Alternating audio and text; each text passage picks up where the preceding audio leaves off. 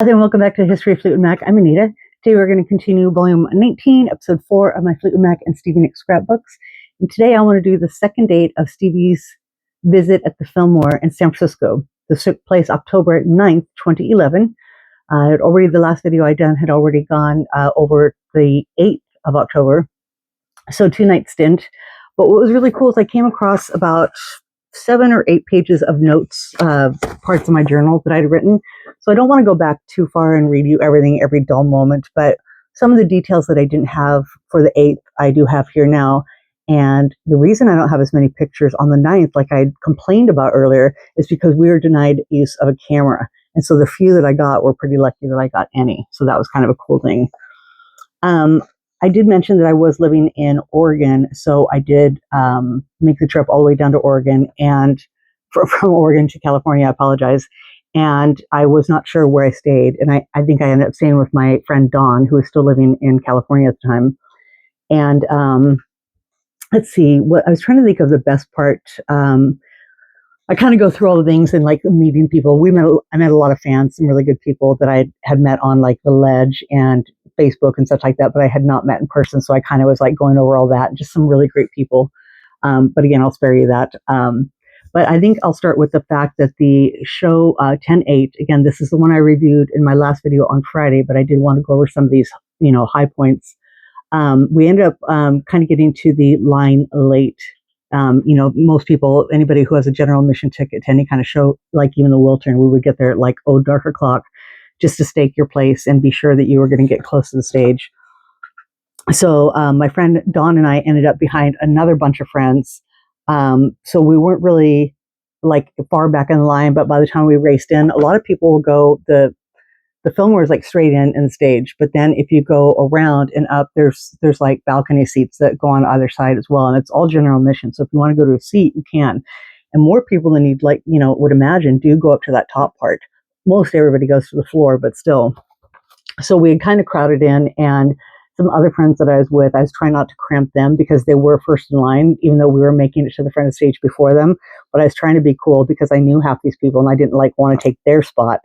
But basically all of us who were in the front section did make it up to the stage. And if anybody was behind us, it was like they weren't really behind us, but they're kind of like smushed between two other people.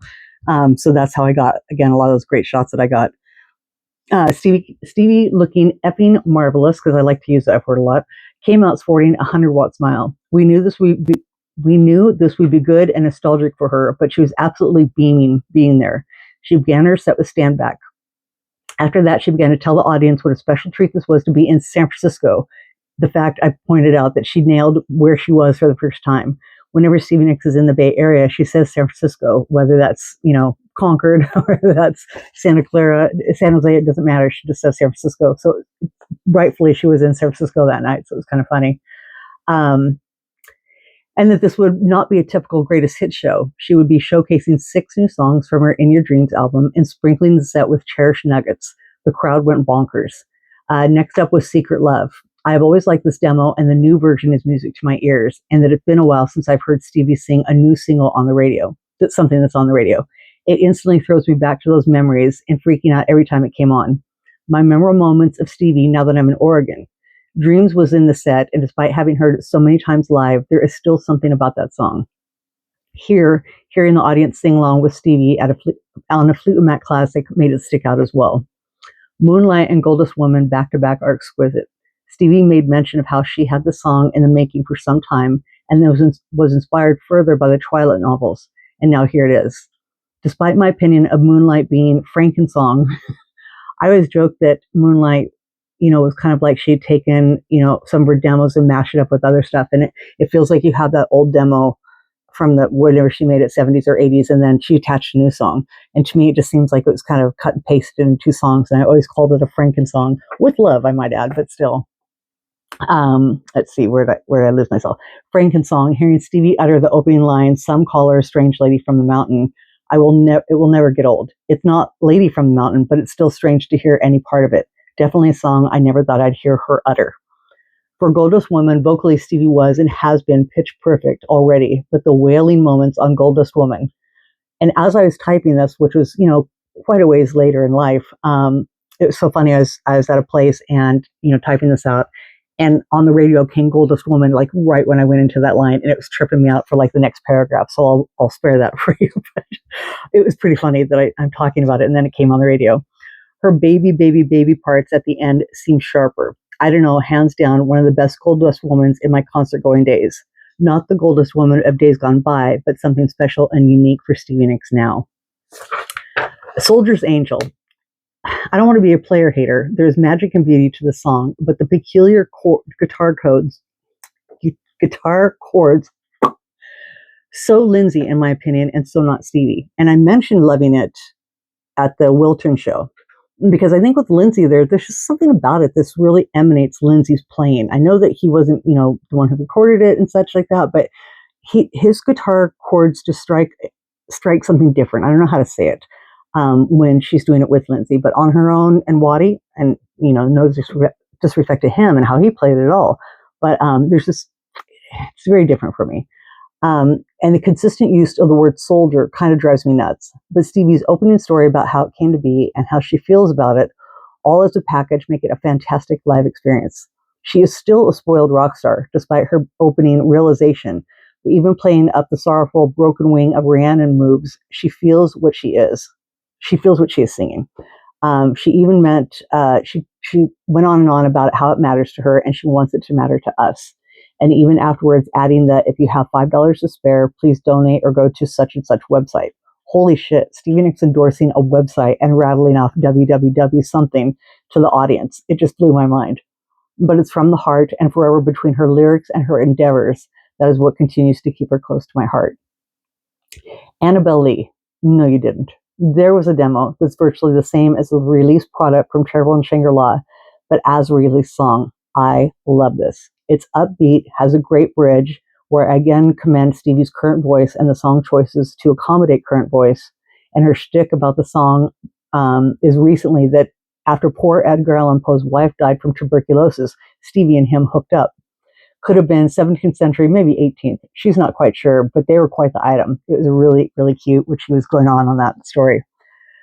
For what it's worth, this really has a San Francisco back in the day vibe to it. Not so much live, but still, I think this resonates with one of her stories or ordeals from the early years. I could be way off course, but I'm entitled to my opinion.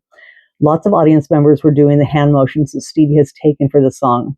We livened it up a bit Sunday, but I don't want to go off topic. Stevie also mentioned something on this song, I swear, about a video monitor. Am I forgetting something? Wouldn't that have been for Landslide? I heard this being spoken about after the show too. Does she now show a vid for this? Or like what I was trying to say is, does she show a video monitor for any song that she sings? For some reason, it just seemed like it was on particular songs, but I think that's what I was trying to say. Also, was it this song or Ghosts Are Gone that she waxed poetic about the renting of a star bus and going on tour? That's something else she mentioned on one of those two songs. Rhiannon, hands down, my two of my friends moment. While Stevie is conversing with Waddy to get the song going, my two friends are banging out a rhythm on the stage. And I swear to you, without turning to look, Stevie points back to them, and damn it if they aren't perfectly on cue. Waddy starts as dun-dun-dun. The timing was superb, and Stevie and Waddy were all over it. Priceless moment. She wasn't quite as much witchy woman with Waddy as she's done to say it maybe Vegas.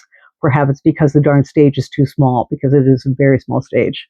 Or Waddy didn't use his favorite hair conditioner. We'll never know the truth. Landslide. Stevie said that this is just one of those songs that everyone wants in a set. You take it out and it's all she hears about, put it back. Well, obviously she didn't get my memo. The specialness, and I use some other word because I made it up, of this song is just shit to me anymore. Now, granted, I'm writing this around the time, so hear me out. With the frequency of her performing it. I mean, okay, fine. She wants to dedicate it to me. It's the greatest song in the universe. But otherwise, it's just so stale. No sooner do I go, this fucking song again. The theater is singing it back to her. This has been done at multiple shows, but never, ever have I heard it so clearly. Maybe just because this is a small venue, or more than likely because it's such a kick-ass crowd, that it was our song tonight. It was not Daddy's. It was not Kathy Griffin's, which I'll get into in a moment. And for whoever was fortunate for having it dedicated to her this night, it was our song. I mean, literally right when I'm like, Landslide. I mean, I love it. Don't get me wrong. But, I go to a lot of shows, and when you hear it over and over again, in 2011, I had been to a lot of shows. But then she opens her mouth and starts singing, and I'm like, I love this song. Or the people sing with her or something. So it's just continuously so special. Ghosts Are Gone.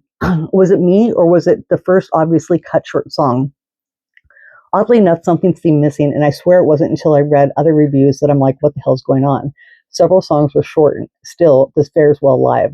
There's a great Stevie white girl funk about it, and again, it's got some great guitar riffs segments. Intro. Highlights include forgetting Lenny Castro's name altogether. She didn't even have part of it down. The shit odd thing about it was just before showtime, we were hollering to the band members in the balcony, and we see Lenny. Both my friend Don and I, for the love of God, could not recall his name. We kept trying to call him Carlos something as well. We had the C part down. Apparently, it was not Castro's night to be remembered. Poor dude.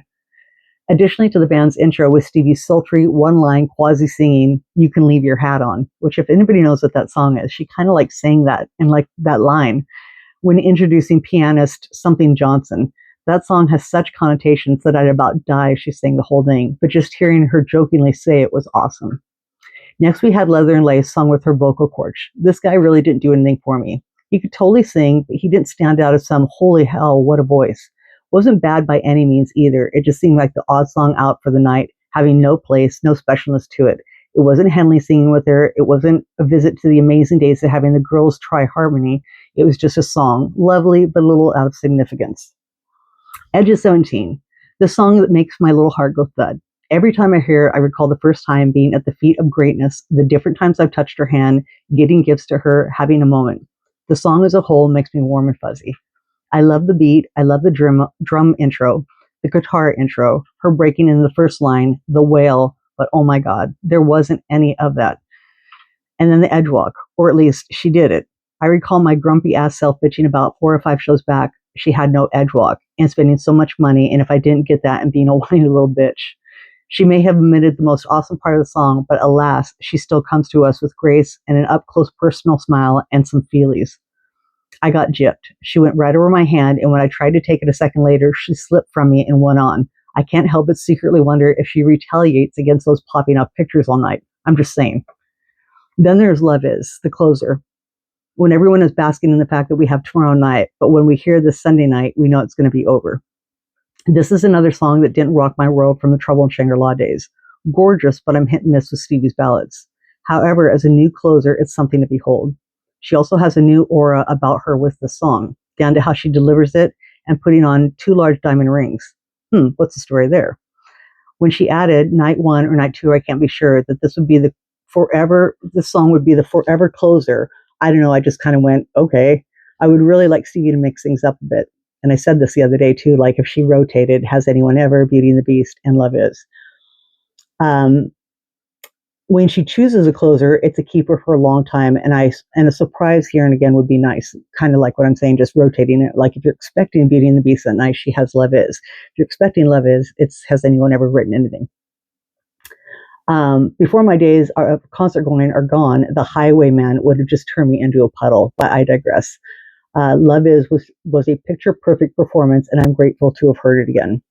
We waited after the show to meet people, and me being the set list whore that I am, I started saying, please, please, please. No one was budging. Then someone around me said that they were probably going to keep them in place for the following night. I tried asking a stagehand if this was the case, and it was hard for him to hear me. Finally, he said, I'll give you one tomorrow.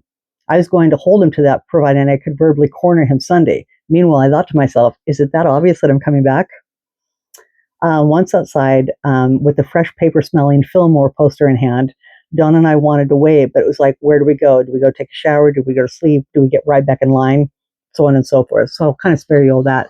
What did end up happening as we drove back from San Francisco to San Jose, which is a little short trip, but still, and we ended up getting like an hour and 20 minutes sleep. I kid you not. And this was after like taking a shower, and I was grumpy as AF. Mind you, I'd just driven down from Oregon, and we wanted to get back into line because, we didn't want people to hold a space for us. We didn't want, we wanted to be back there just like everybody else who waited overnight.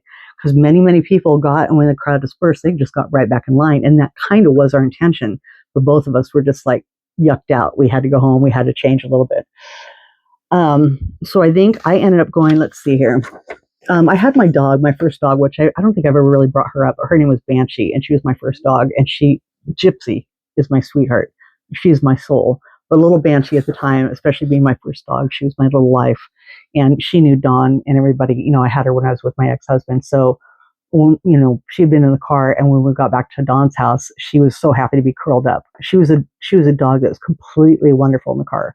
She knew where she was. She was with Mama. She liked sniffing and looking out the window, but she was a great car dog, if that makes any sense. So went on a 10-9, and I'm sorry, I'll try and make this a little quick. We made the rounds. We, grabbed some breakfast, all that kind of stuff. And let's see. I think so we must have gotten there like stupid early. It doesn't say what time we got there. Oh, we ended up getting back into line about 5 a.m. So mind you, we left at like midnight, 1 o'clock. And like I said, drove, took a shower, got about an hour, and coming back, right back. So that tells you how quickly it was. And this time we were 8th in line. So not that our cool people wouldn't have kept a spot for us, but we wanted to be fair. And if they had to wait to go and get somewhere, we wanted to take on the situation. We want to take on the sim situation, but not the torment, is what I wrote. Little joke. So let's see. By about 7:30 in the morning, I told Dawn that she ought to go to my car and go take a nap. And she just, I had at least laid down on Saturday, and I got about a bonus 20 minutes or so while she was in the shower. She couldn't sleep. She didn't want to. And then basically I told her, you need to take my dog and you need to go lay down in the car. And we were right on Fillmore, which I forget which street it's on. Is it on Fillmore Street or something? All I know is it's not the greatest part of San Francisco. Kind of the corner that you're on is a very busy corner, and you're not far from Japantown in San Francisco. We're going the other direction. It's just all very industrial business, lots of buses, lots of traffic, kind of like when we were waiting in line at the Wheel Turn in LA. And adjacent to where we're going, I guess, east, I don't know, wherever from the car, because I found a spot really close right in front. There's like a park, and it's like homeless central. It's where they all sleep, where they all get high, where they have sex. You'll hear in a second. It was pretty funny. So Dawn told me she wanted to go back in the car, and she wanted me to lock her in the car. She didn't want to take my keys and like lock her herself. She wanted me to lock her in the car and then, come wake her up in a couple hours, which was just, she was being so corny. So finally, I just, let her go. And she's like, I'm not going to sleep long or something. But she did. She fell asleep till like 10 or something like that. And then she calls me at 10:30, and I get a text from her. And she's like, I'm so sorry. I crashed. Come and get me. I came and got her. I got my dog to eat. And then I went in and was going to go take a nap, right?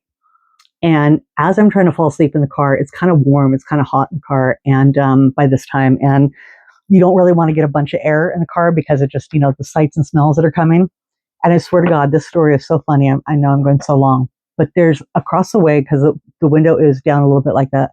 And there's some guy, he's laying in wet grass in the middle of the park, and his head is kind of cocked up in a direction, like he's kind of like looking like this, right? And there's a woman standing across from him, standing up because he's down, and she's looking right down at him. And she just out of nowhere, in this horrible, slurred, condemning tone, you goddamn son of a bitch, what the hell is wrong with you? You've got bugs. Stay away from this man. He's got bugs. Oh man, you should be in the hospital. What the hell is wrong with you? You tried to get a smooch from me last night. You're a goddamn fucking alcoholic, asshole. I mean, I'm an alcoholic too, but you should be in the hospital.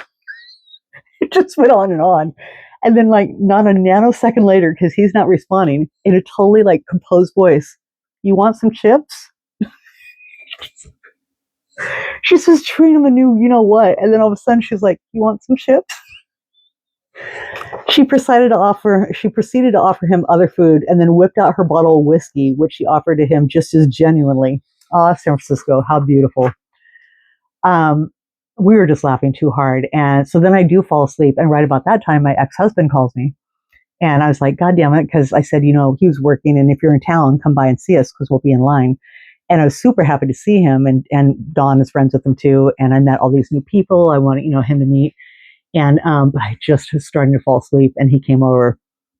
And so then he visited for a while. And now I'm awake. And then we go to have drinks and stuff like that. And I think that was it. So I think on this night too, so now I'm into the 9th, like now we're inside the venue.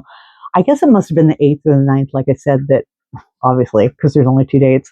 But I guess it was the 8th where Stevie had shown up, and I have that little video clip because I don't talk about it here. But we go in there, and like I said, just prior to the start, there was an announcement that there would be no photography or recording of tonight's show. I don't think that this was the case the night before because I was taking pictures left and right. Apparently, it was much more lenient. They were super strict. I mean, they were like, we're not kidding. They were taking people's cameras and like pointing and you out and stuff like that. The missing persons destination unknown had started, and we just knew it was go time. And out comes Stevie Nicks, and my quote is, "F me if she doesn't walk out in the most to die for burgundy wine-colored getup. Same skirt as the black and white one, but the shirt of this had a sleeve beneath, and she had the oversleeve wrapped up to look like a little ruffle at the end. But as she unwove it, there were ultimate Rhiannon sleeves.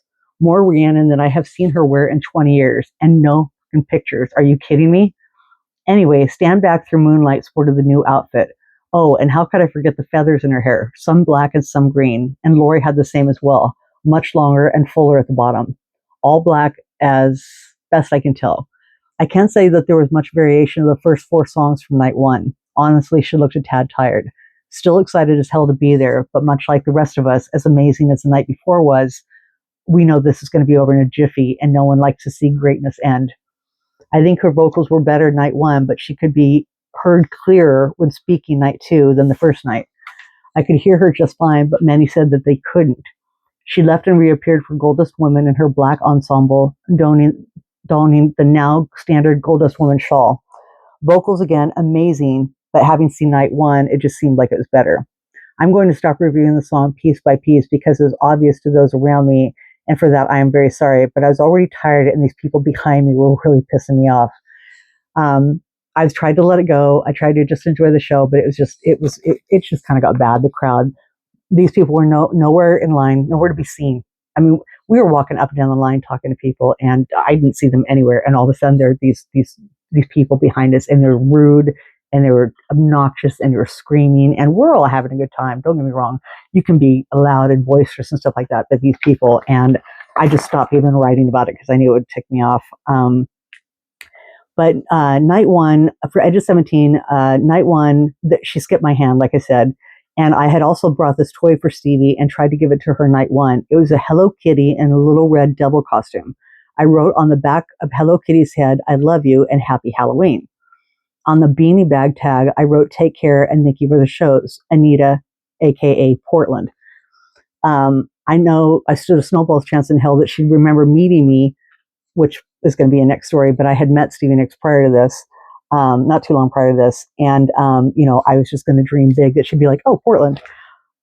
Anyway, the edge walk, I got her soft little hand, and then I handed her the toy, and she stood upright for just a quick second and held it up and turned it side to side, then handed it to her security guy. What? I was dying. Love Is was really teary for everybody. Those that hadn't been blessed to see it night 1 or the night before, those that had been and knew this moment was inevitable, try as they might to keep it at bay, the audience replying to her, "Am I happy now? Yes, I am." And just the whole vibe of being at the Fillmore to see Stevie. I really can't believe I and so many others made this happen. What a treat. The insanity of distance traveled, the curious amount of sleep deprivation we were willing to endure to secure a place in line, the financial aspect of all the above tickets. Much to my surprise and joy, the stagehand and I that I had spoken to the night before comes out and politely, and I mean very politely, yelled out, "You promised me, man." And he kind of smiles and goes for the nearest set list, Carlos. What's so cool about it is it has a different marking than the others. I want to say that Dawn got Sharon's and my friend Amy got Lori's. Sadly, Lori's got ripped because they were taped really hard down. But Dawn and Amy also got the girls to sign their poster and set lists. Usually the girls have some notes on theirs. Then there was the waiting afterwards. What a treat that was. We all know that nothing is going to happen. But what if the one time something does? So the crowd gets down to about 23, 27 if you include those bitches that were behind us. My legs and feet are dying. I am terrified of making a break for the car for my jacket, although I did go and get Banshee, and why I didn't grab my coat is anyone's guess because it was cold as shit out. Some people got signatures from Sharon and Lori. Lori seemed very out of it by the whole deal, but Sharon was as gracious as ever. Al Ortiz stopped by on the way to the van because he spotted Banshee. He loves dogs, and well, Banshee's a cutie, so duh, how can you not stop? He was kind enough to take a picture of us. Once that happened, all my friends were joking that if Stevie spotted her, maybe you could get her to sign Banshee. So that was funny. About 2 hours later, Stevie finally made her grand exit. The band was gone. Fans who got to meet and greet, and virtually all the other band's equipment, as well as Stevie's things. She and Waddy and Karen in tow, and Waddy with smiles and graciously waving. Someone asked Stevie for an autograph, and she's those bitches behind us, and she said that she couldn't. She waved and smiled, though, and off she went in her limo. Instantly, we left. And just a couple of other things to go off. Let's see. It was just something that was swapping stories with devout fans, new and old. Since I wrote the 7 pages last night, I came across a journal documenting other things, and it just reminds me how grateful I am to meet people there. And like I'm doing this right now, talking to people and meeting other people. It's so corny, and I don't want to cry or get all emotional, but it's truly. I'm totally there for Stevie. It's blatantly obvious, but it's like all these people that I talk to and people that I meet and such like that. It's such a whole package for me. And then I think that was it. No, I think that was it. So we'll end up with some photos, and then, like I said, we'll try and go. So I'm so sorry I went so long. So, like I said, pictures for night 2 were extremely limited. So I got this really nice one of Sharon, which I thought was pretty nice. I got this one of Stevie. Is it showing up okay? This one was nice, but you can see it's a little overlit, overexposed or so.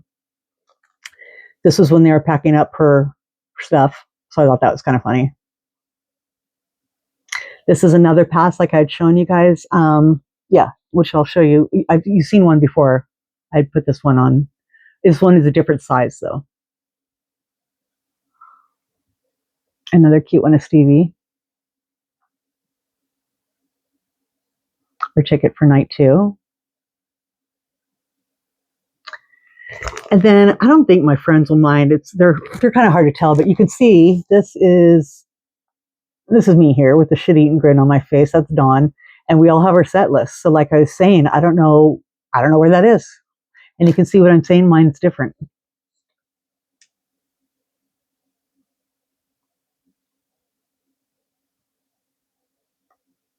This one's cute, even though it's the back and kind of far away.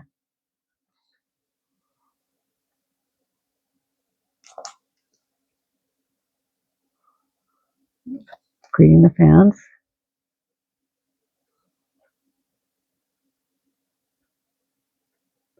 And then poor little Banshee, you could just barely see her little ears, little cutie pie.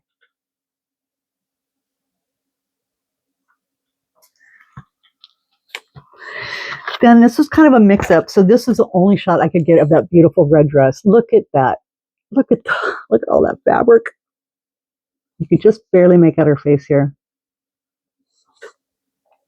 Then these were, I think these are leftovers. I think I was just trying to put a page together, to be honest with you. And I think these are the ones that I showed you that I had done from, these might be the Wiltern even. I need to fix it. I was kind of tired. But this is, you can see the feathers here. So you kind of can't, you can kind of see, I think that's the feathers there. Kind of in there somewhere. But just, I mean, I wish I'd gotten a good picture of it. But like I said, they were so tight with photos that it was pretty impossible. And then this page, I'm missing here a little spot. I want to save the spot for a copy of the Fillmore poster, which I think I've shown in another video. And then this doesn't really go with it. This was from Kathy Griffin's book. I'm not really a big fan of hers, but she had met Stevie, and she was there. She was there for, I don't remember night 1 or 2. I do have a picture of trying to get her up in the balcony, and you can make out a person, but it's really blurry. But she was definitely there.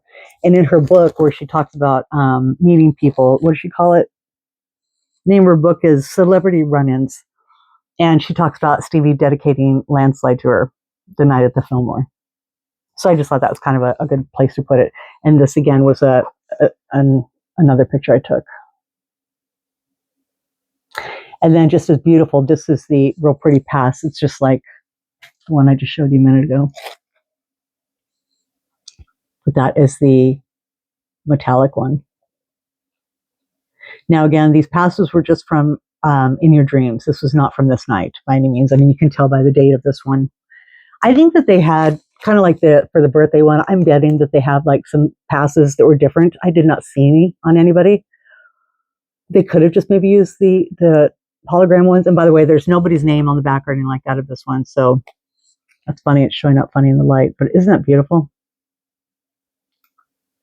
But yeah, so I've always been kind of curious if there were some other passes that I'd never seen, but it was kind of cool because for the birthday bash, they had that one, and it would be cool if there was a unique one for the Fillmore shows. So before it gets any longer, that was it. I hope you enjoyed it. I'm sorry about all the reading, but it was just kind of details that I'm grateful. And in fact, there was a ton of details about the Hollywood Bowl show. There was details about, you know, and then as soon as I got all these pages made, you know what I'm going to find?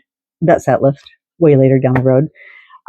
But yeah, I just want to share as much as I could with you. And, you know, for anybody who might have been there and didn't remember, or, you know, people who just really want to get a feel for it, I hope that would give it to you a little bit. So thank you very, very much for joining me. And I hope you have a great night. And coming up next could be one of two things, just a little bit more in your dreams, or that one time I met Stevie Nicks, which is pretty cool. So thank you all for joining me, and come back soon.